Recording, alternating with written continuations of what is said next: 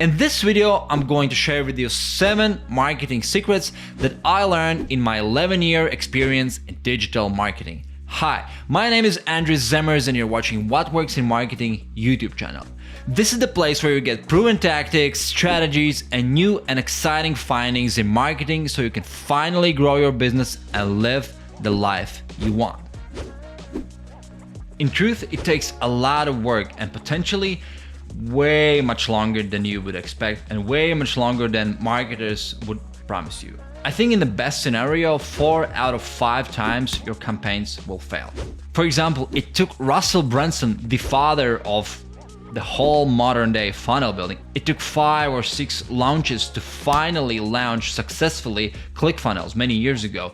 And this is after his 10 years of experience in digital marketing, after launching hundreds and hundreds of profitable offers. So what's the probability that you and I can win at the very first attempt? I don't remember if it was Ralph Burns or Kassam from Perpetual Traffic Podcast, but they mentioned that 9 out of 10 ads fail. So in my opinion, quality hides in quantity. So you have to test and test and test until you find 1 or 2 winning campaigns. Secret number 2, traditional education is bad. Actually, that's the big one. I think I've heard this a lot of times from different marketers and self-guru space people out there. A lot of marketers preach that online education is useless. And to be honest, I don't think that way. Just recently, I joined the 6-month marketing MBA class to find out what the traditional marketing and business approach is all about. And to be honest, I was impressed. All the marketers teach a lot of different tools and tactics, but to be honest, there's very little strategy.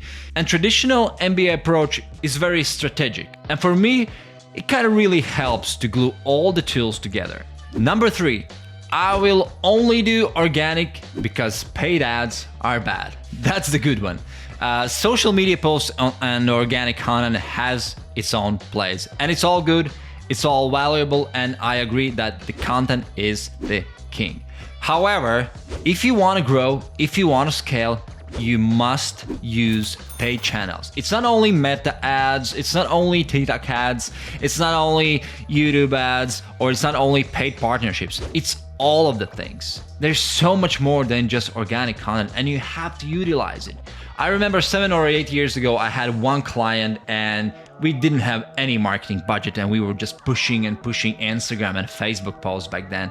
We had basically 0 sales until I begged the CAO to give me 1 or 2 grand a month Facebook budget. And right after we started promoting our posts and reaching broader audiences, the whole ball started rolling. So in my opinion, money is like fuel. And if you put more fuel onto the fire, then you get way much bigger flame.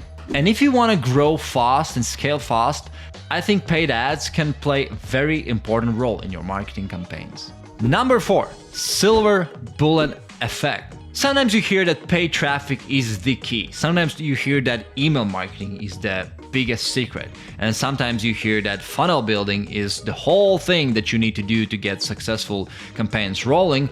Next, for the last 2 years, I think the key for everything is the free breakthrough calls and then closing clients on the back end. And I think the latest one is, again, content is the king and you have to make long and valuable YouTube videos, etc. I think that all of these tactics work and all of them have the place. First, if these tactics are not aligned with your whole marketing and sales strategy, you won't succeed in the long term. Second, if you fall in love with these tools and tactics, you might not see other tactics that can work way much better. And third, I think that's the biggest problem. If anyone in your industry is using the same tactic, the same funnel, the same strategy, then you don't have the competitive advantage. Quoting Dan Kennedy and his whole renegade millionaire thing, you have to find what everybody else is doing in your niche and do the opposite. Because otherwise you won't have competitive advantage. Number 5, you're just 1 course or 1 book away. This is the big one for me. This is where I was stuck for years. So for years, I was always looking for the next book, for the next course, for the next seminar. And it was almost like addiction to me. And then I heard, I think on Tim Ferriss's podcast, that knowledge and reading and courses, it can be like a form of procrastination. So I really kind of started to be very, very cautious about that. As Tony Robbins said, knowledge is only a potential power. Execution trumps knowledge every day of the week. Remember, you can't learn swimming by just reading a book about swimming. You have to jump into that pool. You have to practice. You have to take action. Ready for the next one? Number 6, the devil is in the detail. To be honest, I don't fully believe in online courses. Yes, online courses have their own place in the whole educational system. However, I think that often they are overrated.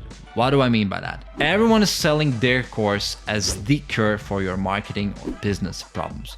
However, from my experience, the devil is in the details. Yes, you can buy and learn a perfect formula for a webinar. And yes, you can read how to write a perfect and super converting headline. However, I think everyone can recognize a hit song from just a song. But it's very, very hard to do the other way around. And it's completely different to write a hit song, even if you know songwriting very well. And I think what really, really helps here is coaching, one-on-one work, agency stuff, communities and stuff like that. Secret number 7, owning your one-person business is the ultimate goal.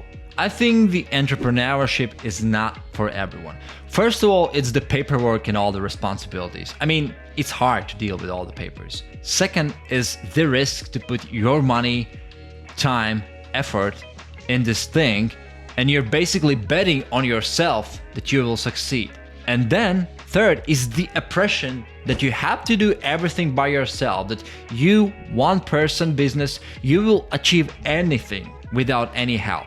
I think in many cases, if you are a marketer and you're really good with ads, with email marketing or copywriting, it might be very smart to partner up with a person who's more like entrepreneur type. For example, I'm good at marketing. I love marketing. I love writing ads. I have always tons of ideas. I'm very creative, but I'm very bad with data and processes. To be honest, I hate data.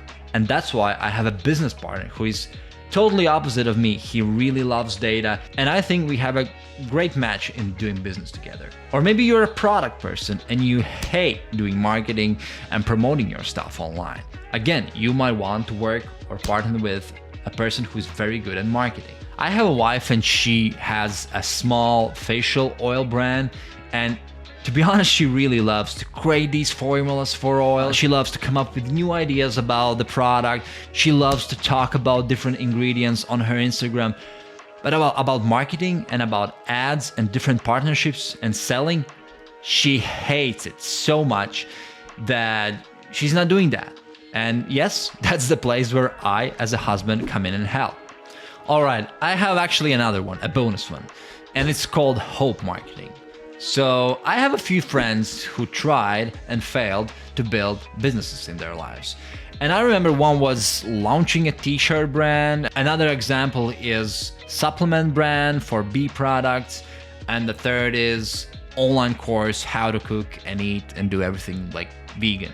Course for vegans. And all of them were not doing great. So when I got calls, it was always like, Andres, please help me. What I have to do here? Please give me any kind of tips how to succeed. I always ask, well, what's your marketing plan or what's your marketing strategy at the moment? And basically none of them had any plan. One person told that they had $1 or $2 per day ads budget, and how can you sell t-shirts that cost $40 or $50?